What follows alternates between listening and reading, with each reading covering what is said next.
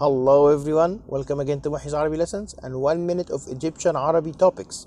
Today's topic will be the numbers. We will count from 0 till 99. How you would do that? We did 3 videos before when we had the videos from 1 to 10 and then from 11 to 20 and then 20, 30, 40 and so on. The thing is, when we say 21 for example, we don't say 20 and 1. We say 1 and 20. So 1 وعشرين.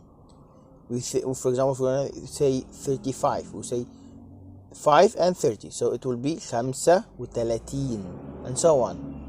So if you combine the first video when we said 1 2 3 4 5 6 7 8 9 and the last video that we did when we said 20 30 30 40 50 60 70 80 90 together. For example, when you say 35, it will be 35 5 and 30. If you want to say 99, it will be 99 9 and 90 and so on. So this is it. Hope to see you soon. مع السلامة.